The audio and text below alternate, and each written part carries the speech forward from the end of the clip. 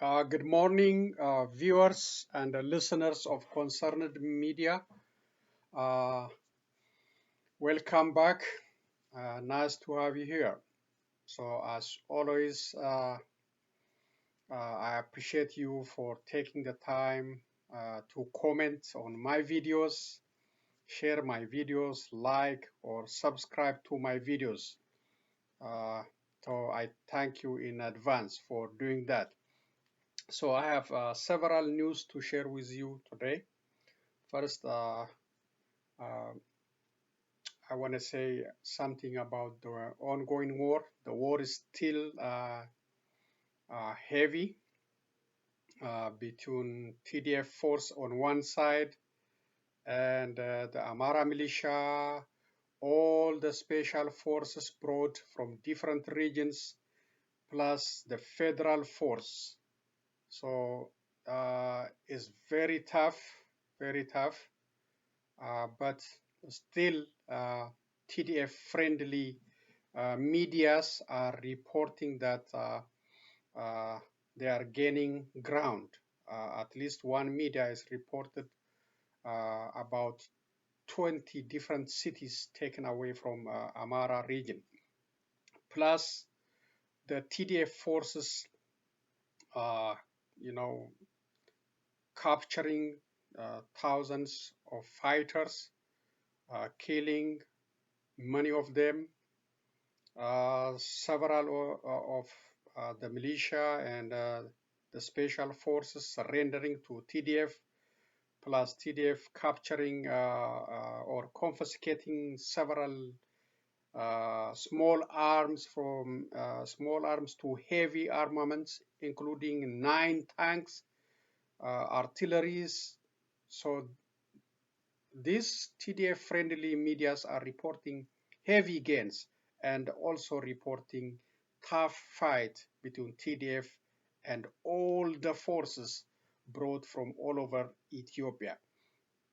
So that's the update.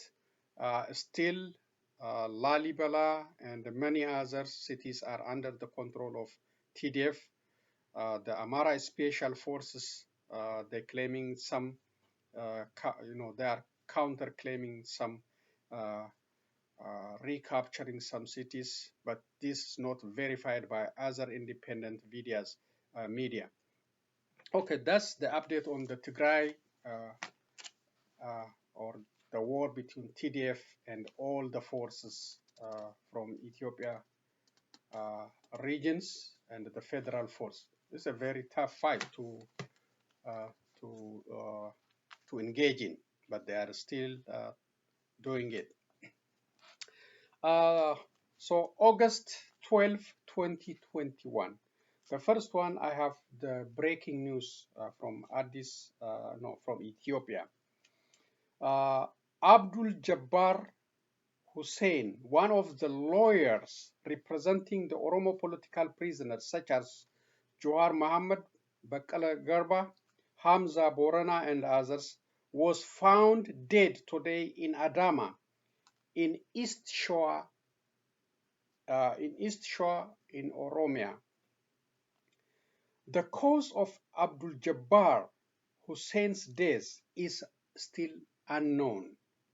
He might be targeted by Abiy Ahmed's undercover operatives for his strong stand for the freedom of all Oromos and other political prisoners, for the principles of human rights, and for the respect of law and order in Ethiopia. Ethiopia has been the land of lack of accountability and insecurity, especially since the reform was introduced in the year 2018 and Prime Minister Abiy Ahmed brought to power. High-profile killings, such as the killing of artist Hachalu Hundessa, engineer Simon Bekele, Asamno Tsige, Ambacho Mekonnen, Saare Mekonnen, an Ethiopian Army Chief of Staff, and others were not properly investigated, and nobody was held accountable for this and other assassinations. Partial credit for this one is OMN. So this is, just breaking in, and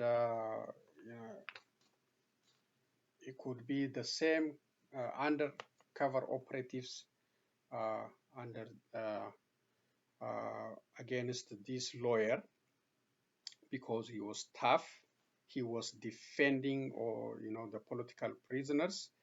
Even he represented, uh, you know, mm, those without money, without paying him, without any financial gain. So he was, working hard for the rules of law.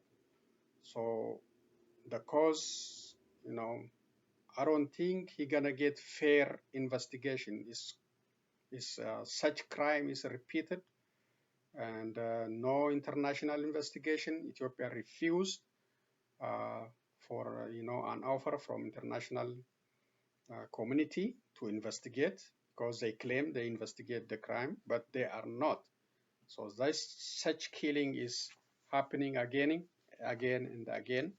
Nobody is taking responsibility.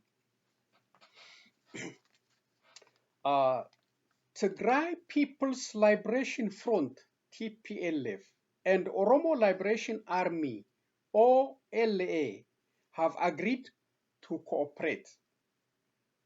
The Oromo Liberation Army (OLA) leader, General Kumsa Driba, or by his nickname Jal Marro, told the Associated Press that his group had been talking with TPLF leader Dr. Debretsion Gebremichael about cooperation to overthrow the Ethiopian government. The only solution now is to remove the current rulers of Ethiopia from power by using the language they want to speak, General Kumsa Diribal told AP. According to General Kumsa Diriba, the group reached an agreement with TPLF based on a proposal made by Tigray forces a few weeks ago. We have reached an agreement to cooperate against our common enemies, especially in terms of military cooperation, the general added. Speaking to Reuters by telephone, Dr. Debretsion confirmed that talks were taking place with OLA but declined to give further details.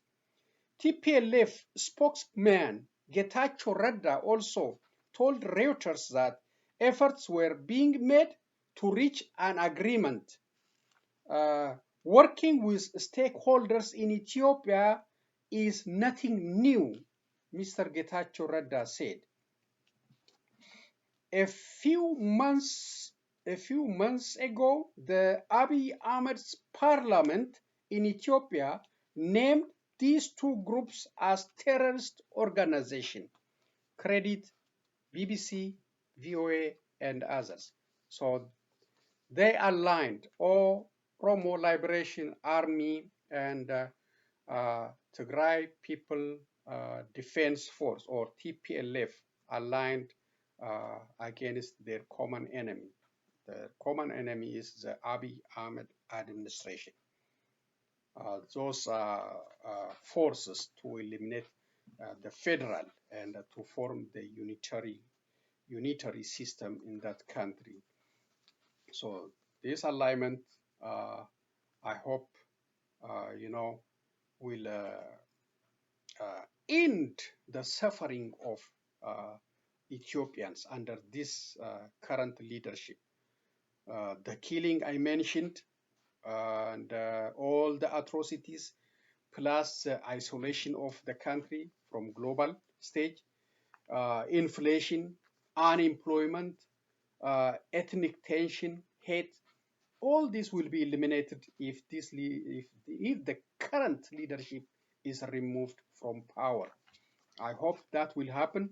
So TDF and OLA plus other organizations, they have to join their forces to make the lifespan for this government shorter, and so freedom will be achieved. And all the killing, all the atrocities, all the illegal activities in that country will be over. The suffering, the political prisoners without any justice. Some of them, they are, arrested in unknown places, and they are suffering from hunger because the family don't know where to take the food for them or the clothing they need. So this is really a very, very harsher than apartheid. Very bad system, very brutal system. Doesn't respect local or international laws. And so the situation is very tough. And you might heard the video circulating, about a Protestant woman, a pastor, praying this evil man. She is praying, advising this evil man to, he will be living longer in the palace, advising him to be suspect of all his surrounding. So many evils around him. That's why she say she is praying for him in Amharic, and the Prime Minister was saying Amen, Amen, Amen repeatedly. I don't know how that video came to the social media. It could be leaked or intercepted, or the Prime Minister purposely released to the media. We don't know, but it's on the social media, and she's praying for him for longer time. Keep praying, keep advising him to eliminate, to be careful, all his surrounding. I don't know how the pastor, the religious leader, pray for this evil man who is conducting the war against his own people, who is lying to Ethiopians, who is lying to the international community. All his entire cabinet lying. All are liars. No credibility, no trustworthy. And they are inflicting pains on their opponent, on the political prisoners, assassinating people in the public view. So how she pray? Where is the religion? Where is the value? We are in a very tough situation. Usually the religious people, the religious figures, advise you on good ways, not to kill others, not to abuse others. Be nice, feed the others, relieve the pain of others. But this time, religious leaders are, advising to continue the war, not to negotiate, to end the war. And I think you need to find that video on social media and listen to it. You will be surprised. You will be surprised how she's advising, praying for this evil man. Very evil man, very evil man. He will not turn against killing his own people. Yeah, he got his own undercover operatives. Okay.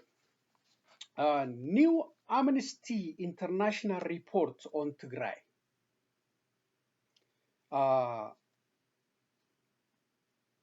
Ethiopia release, new Amnesty International report on Tigray, Ethiopia, released on August 10, 2021.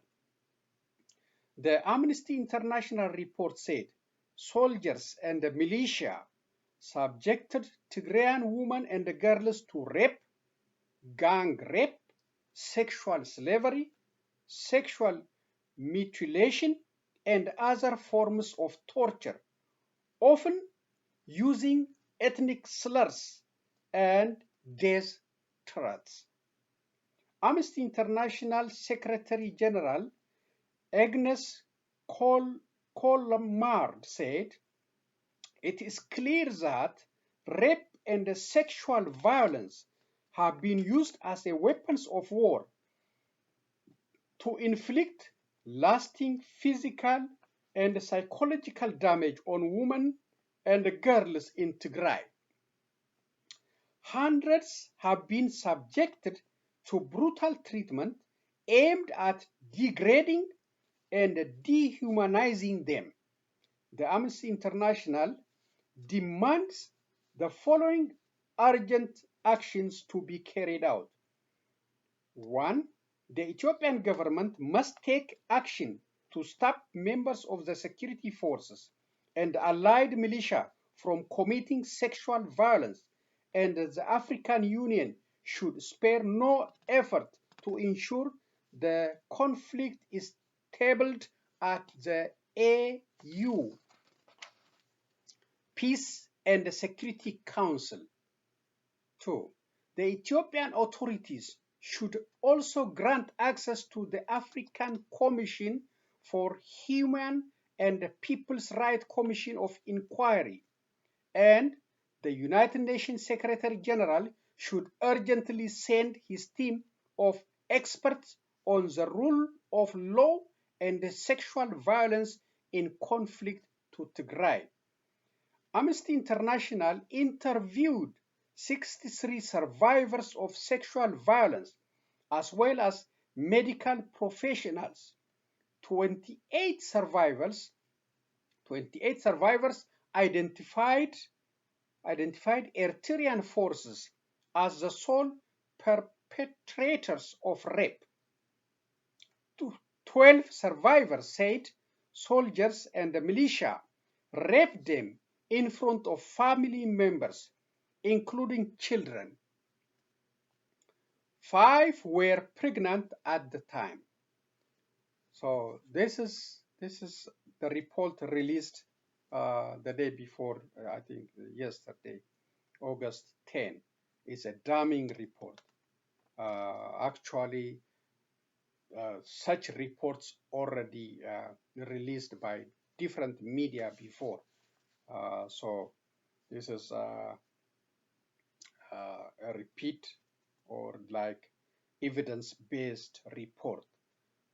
Amnesty International interviewing survivors, interviewing medical staff. They said the number could be more than this, but they couldn't reach all of them. They reached only 63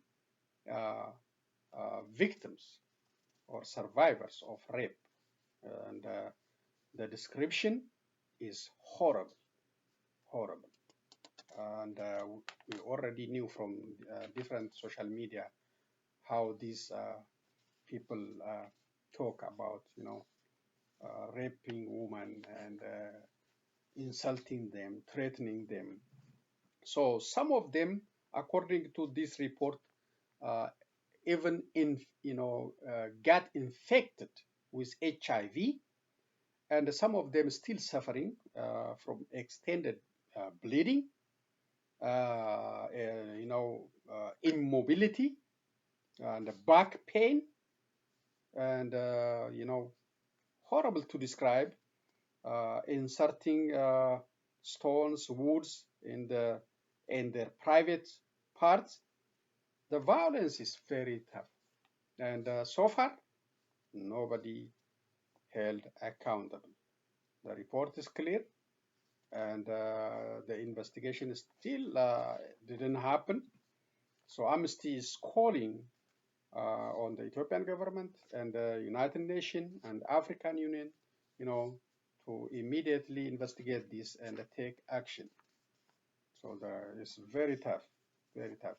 it seems like when you read the details in this report, it seems like maybe the general, the one leading the war, uh, have this like in their training manual, the way these soldiers act. They they it seems like they are advised to go and rape this woman and these girls. It seems, according when you read the details, raping, you know, uh, in front of family, in children, and killing their husbands, raping women and killing their husbands, and you know, abducting girls and abducting women and keep them in a separate location for extended period of time, raping them turn by turn. So this is really evil act, very evil act, and it seems like a policy of Eritrean or Ethiopian government to conduct this. They should have been advised before the start of the war how to conduct themselves, how to engage with the public, but no discipline. It seems like just go ahead, do whatever you want to do. That's why you can understand from this Amnesty International report. I hope it will be investigated. I hope uh, the Ethiopian government and the Eritrean government will be accounted for. Okay.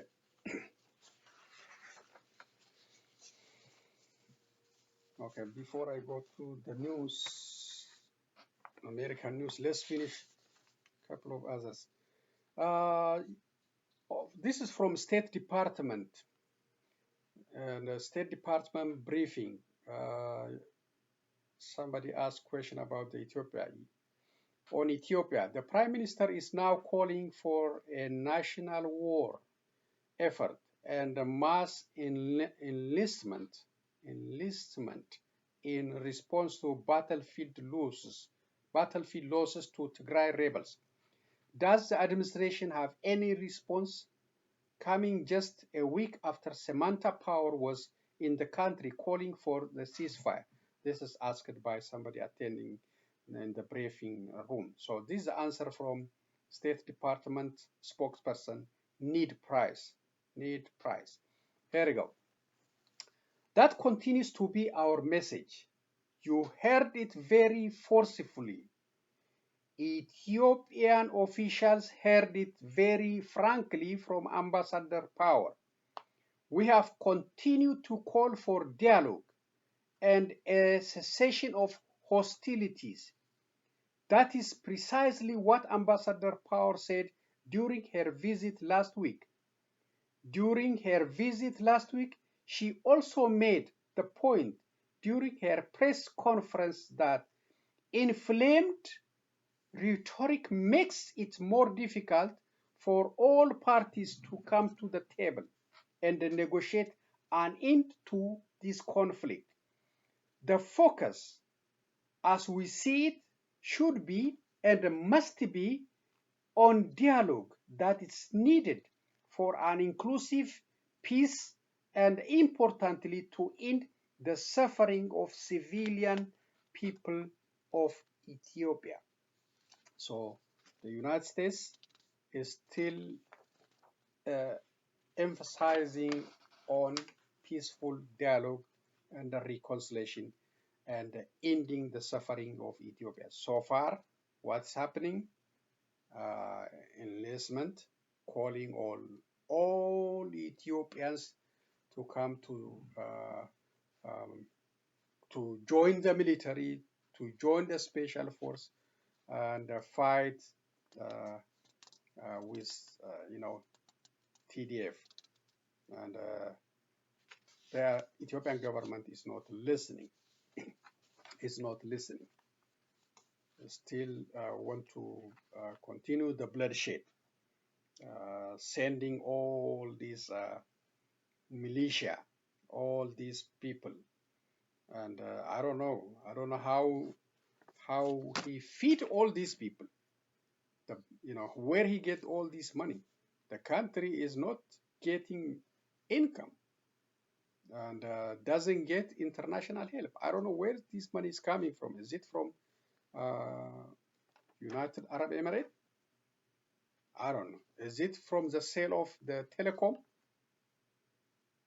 I don't know where the money is coming. So he refused. He want to continue the war. And instead of settling the issue and opening the door for dialogue and reconciliation about the future of the country, he refused. He wants the bloodshed to continue. And he got the prayer from that lady. She's praying for him and advising him so he can last forever in the White House. Okay, so U.S. State Department on the decision of Sudan, they released this statement. The statement says, we do welcome the reconfirmation by the Council of Ministers or the Cabinet of its intention to hand over former President Bashir and other former officials wanted by the International Criminal Court for crimes in Darfur.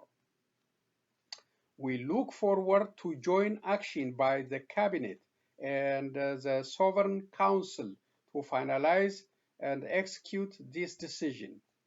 We urge Sudan to continue to cooperate with the International Criminal Court by handing over those subject to arrest warrants and by cooperating on the provision of the requested evidence.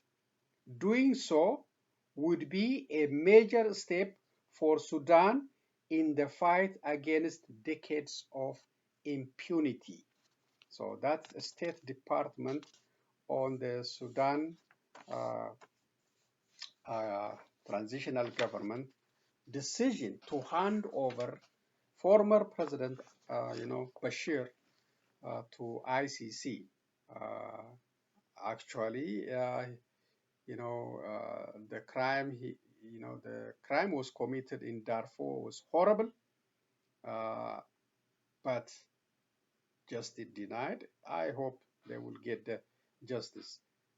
He will be handed over, and they already decided. So it's just a matter of time to before he was sent to ICC. The ICC procedure,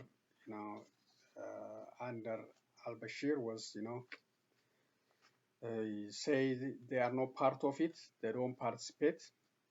But now we have a different government, even though the transitional, but they are willing to cooperate with ICC and, send these criminals to face justice. So we hope in the same situation for all crimes committed in Oromia and other regions, those prosperity officials for the last 27 years plus for the last 3 years, I hope they will be brought to ICC. I know so many lawsuits against them by Tigrayans community, by Oromo community, but it takes time. It takes time. They will face justice one day. Okay. Qatar Bank asks U.S. court to order Eritrea to pay 300 million debt. Qatar National Bank, the Middle East's biggest lender, asks a U.S. court to order Eritrea to pay nearly 300 million of debt after the Horn of Africa nation refused to participate in 2 lawsuits. The Doha-based bank requested a judgment by default from a federal court in Washington on Friday after Eritrea failed to respond to the bank's claim, seeking to enforce a UK ruling in 2019.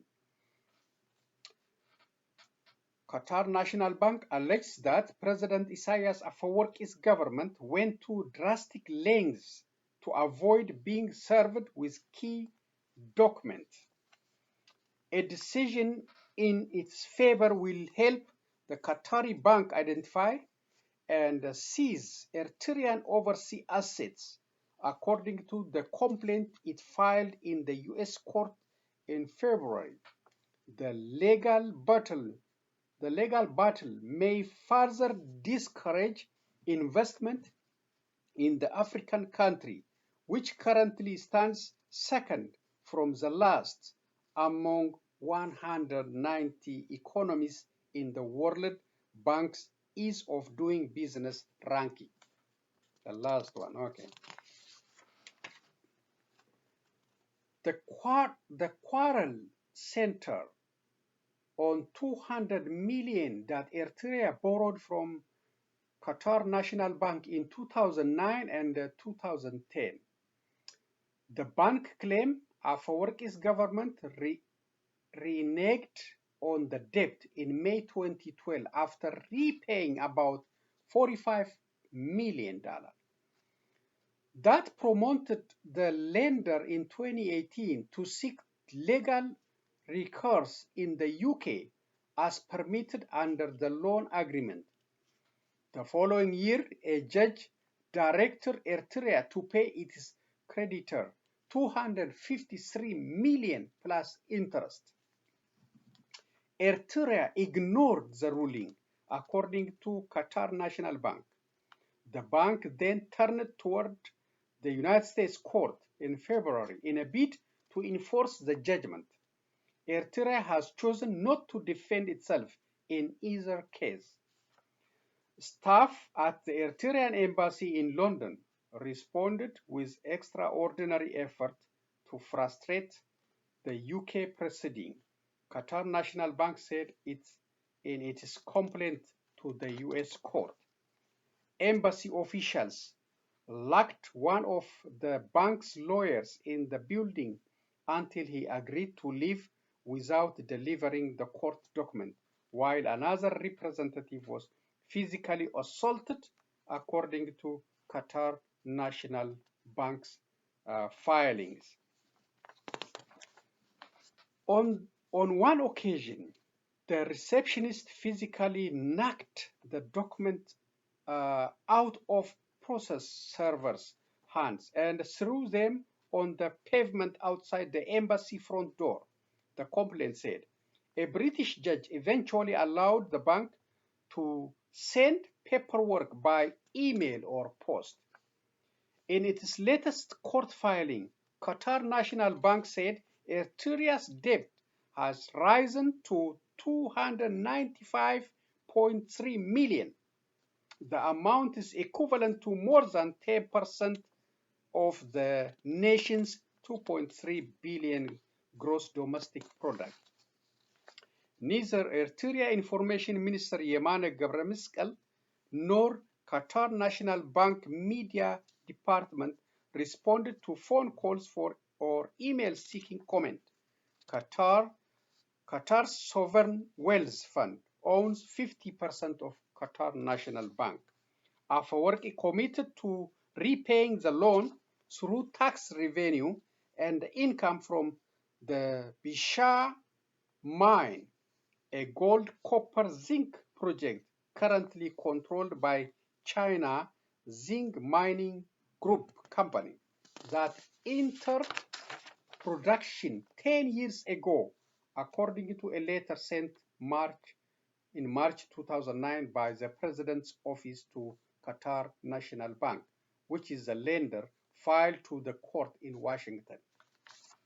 Afewerki has ruled Eritrea since it gained independence in 1993. The country began emerging from decades of international isolation when it signed a peace deal with neighboring Ethiopia 3 years ago. The case is Qatar National Bank versus Government of Eritrea. So we will see what the court in Washington may decide in this case. So $300 million Eritrea owe to the Qatari government.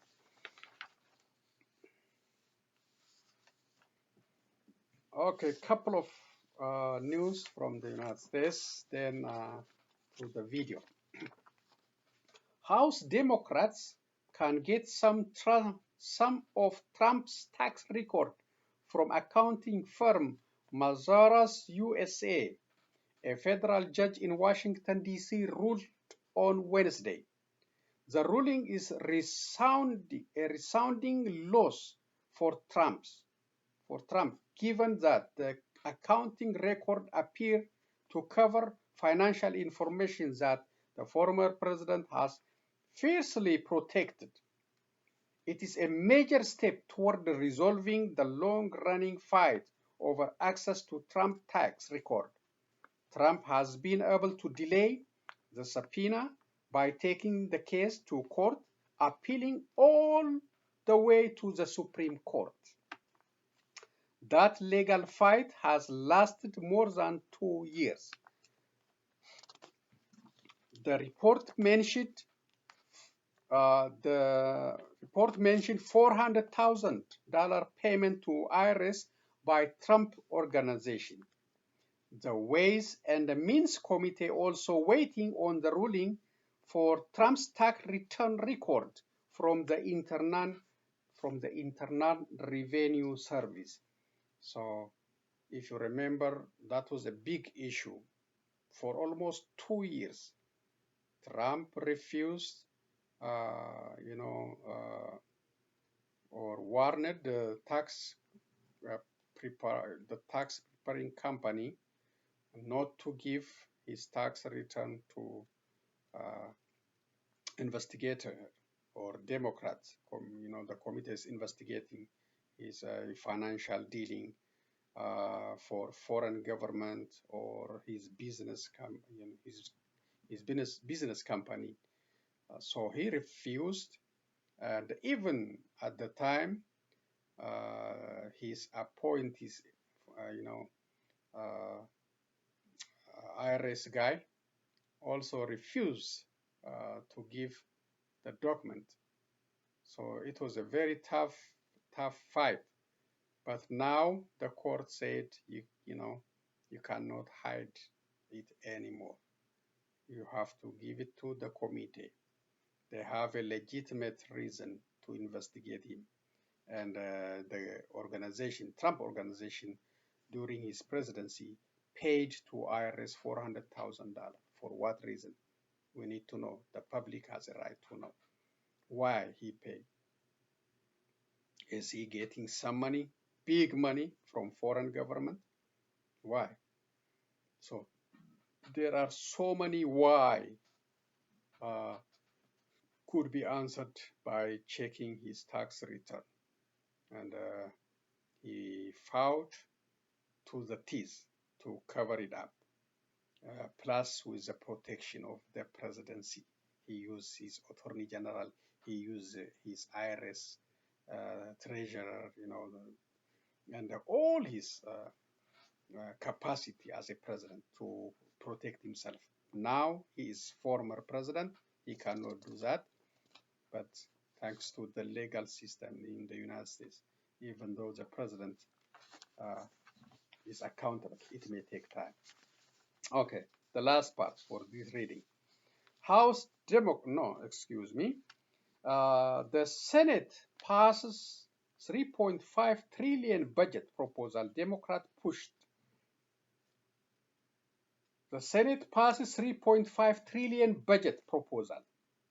Democrats pushed a 3.5 trillion framework for bolstering family service, health and environmental programs through the Senate early Wednesday.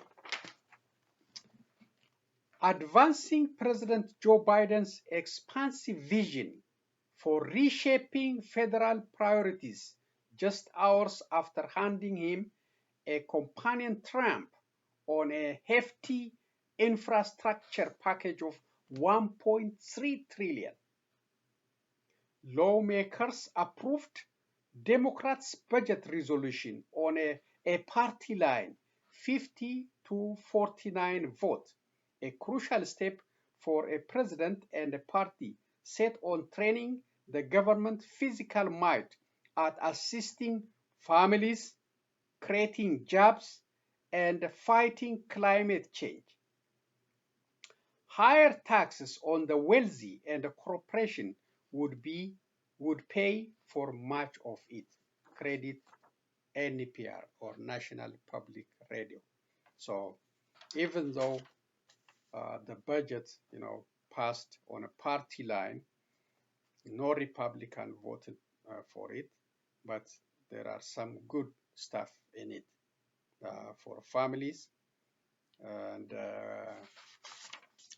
to, improve climate issues and creating jobs. So these are very important, and I don't know what's wrong with the Republicans for for rejecting it. All of them, all of them. If the Democrats propose something for the rich, they might vote for it. Now this is not for rich. This is for families. This is for creating jobs. This is for fighting climate change. So even one Republican didn't vote for it. Why? They don't want the family. They don't want to create a job. They may have issue with climate, but the other two should get some vote, but they refuse. So that is enough for the reading part. I have a couple of videos to share with you, then end today's presentation. Thank you again for sharing your time with me.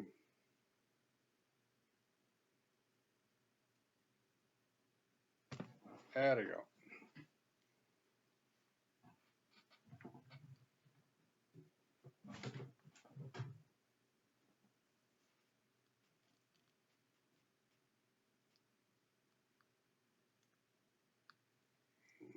Okay.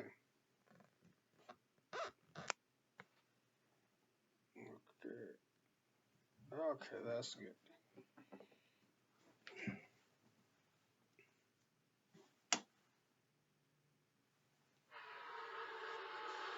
Ethiopia on Tuesday issued a call to its citizens to join the fight against the Tigray Peoples Liberation Front rebels.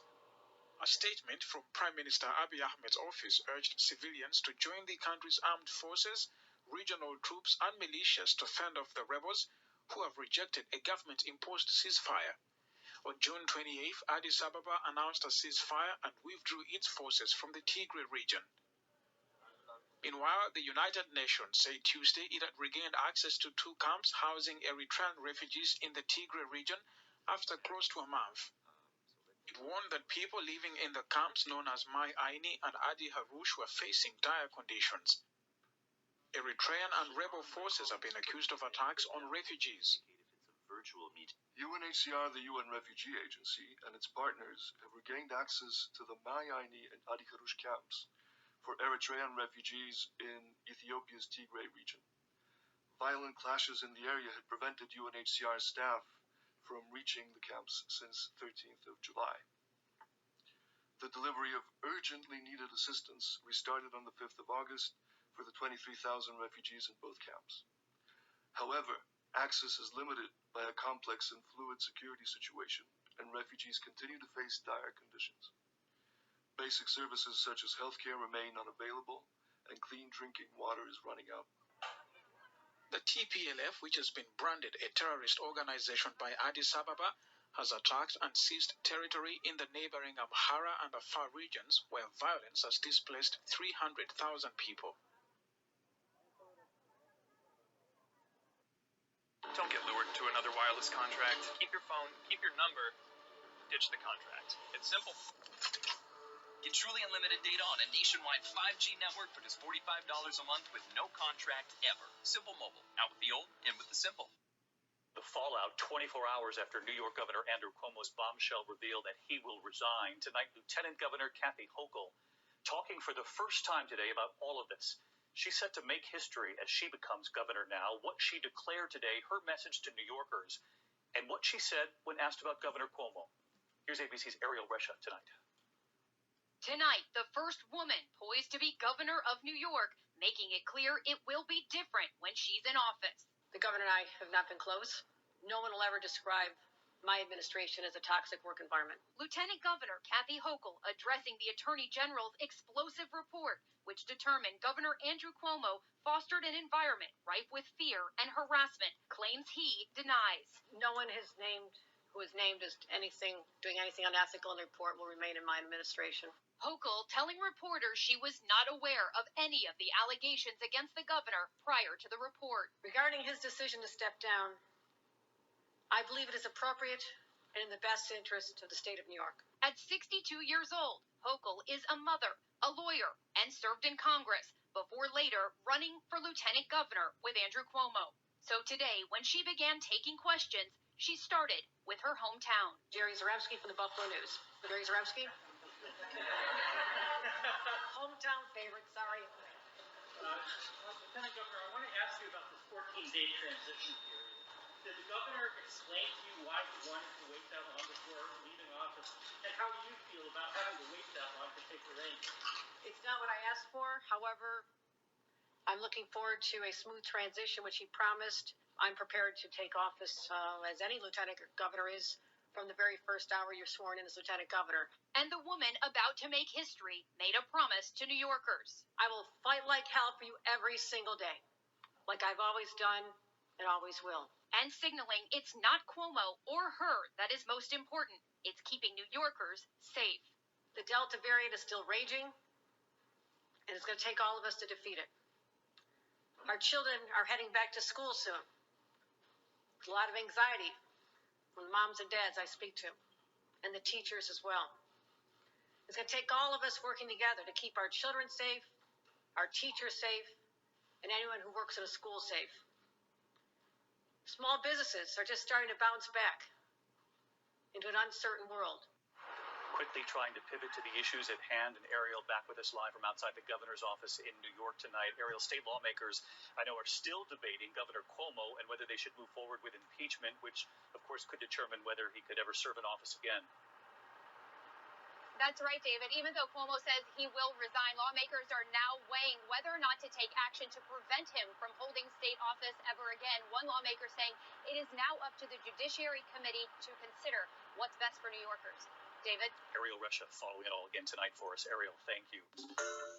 Hi, everyone. George Stephanopoulos here. Thanks for checking out the ABC News YouTube channel. If you'd like to get more videos, show highlights, and watch live event coverage, click on the right over here to subscribe to our channel. And don't forget to download the ABC News app for breaking news alerts. Thanks for watching.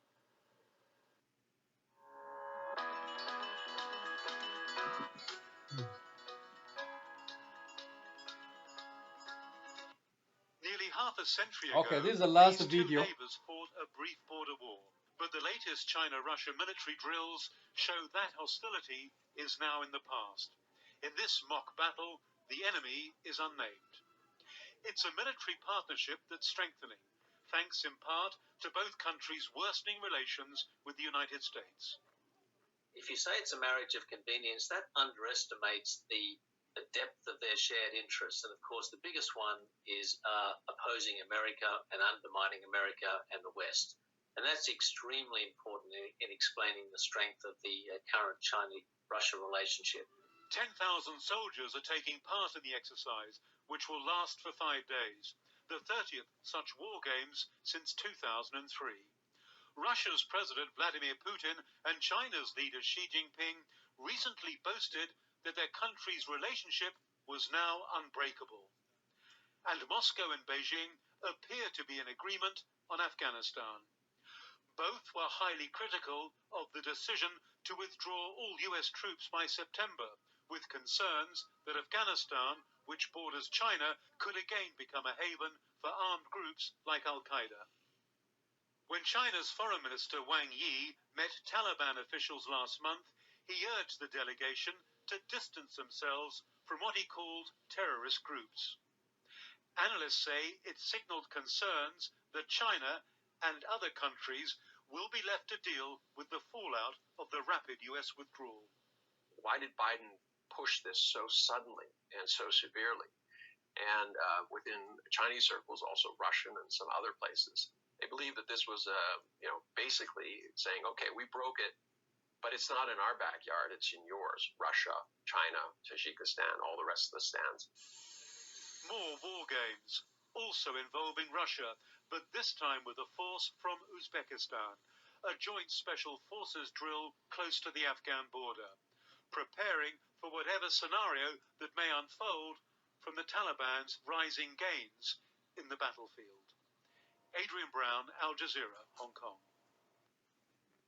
Okay, thank you, Al Jazeera, ABC, and African News for those reporting. So that will be the end for the video. But the African News reporting, like I have, and you might also disagree about, unilateral ceasefire declared by Ethiopia. Did you see any ceasefire? Did you feel it? No, never. As I said before, they lost the war. They retreated, not willing. And this claim declaring a ceasefire for the farmers to plow their land, no, that's a false. That's a lie. Never been ceasefire. Fighting continue until today. And the reporter, I don't know where he get the facts, but that's not the factual issue concerning the Ethiopian government side. But as usual, they lie, they confuse, they mislead the international media, plus they lie to Ethiopians, and they lie to the global community. This is obvious. Everybody knows. Even though now, if they tell you the truth, you don't believe them, because they lost the credibility, the trustworthiness. So, but there is no ceasefire. And now they just, Amara declare war, Amara region. Now the federal did the same thing, echoing the Amara region's declaration. And we will see. The Russia-China military, joint military exercise becoming more friendly. Yes, in one sense, they are, they are not, they are anti-democratic anyway. They are anti-human rights. You see them in the United Nations Security Council voting, the Ethiopia issue, the rape, all the atrocities happen in Tigray. They voted against it, even to release a statement. So their alliance is based on the, their interest. They want to fight against the United States because the United States sanctioned both countries for some violation. So they are not helping us to end this war or for the atrocities. Anything coming to the United Nations Security Council, no vote. No vote.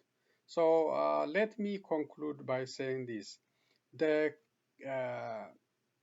cooperation announced between TDF or TPLF and Oromo Liberation Army, it's a positive development.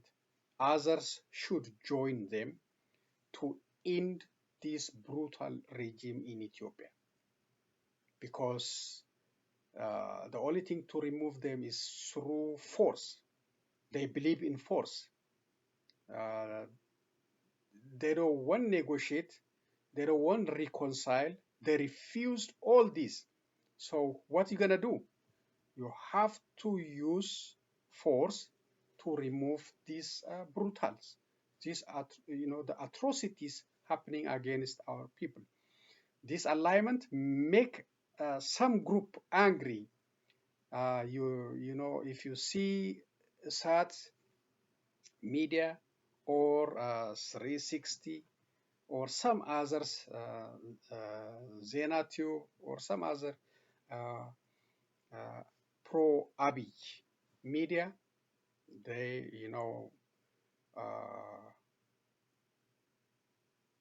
bringing all the histories about TPLF, what TPLF did against the Oromos.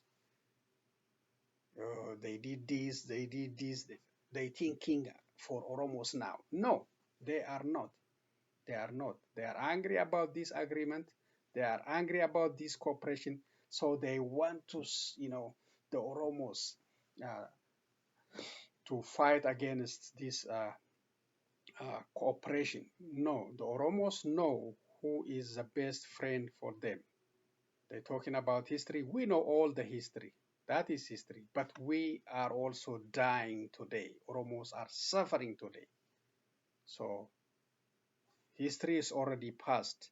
Yes, we can deal with it later, but we need to stop the atrocities today.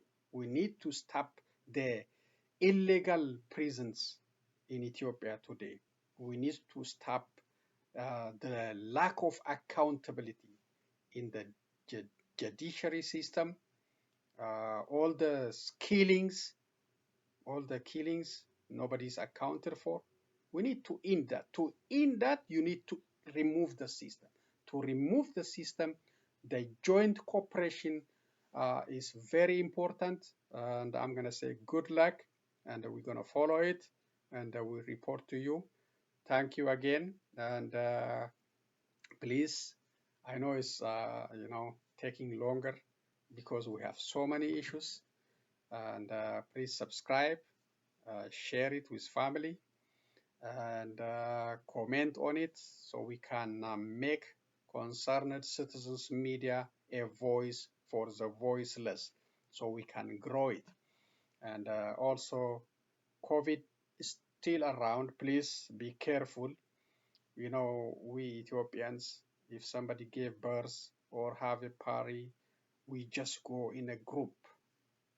And I heard, people are suffering. Our people are suffering because one lady gave birth, a lot of people came. Nobody knows where she got the COVID. Now she's suffering. So please, if you are not vaccinated, if you feel some symptoms, call the person instead of going there and infecting. Call them. Say on the phone, that's enough. Congratulations. I'm happy for you.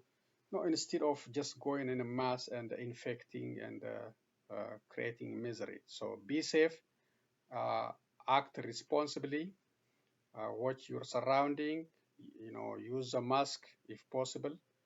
So be safe. I will be back with other news and a comment. So long, everyone.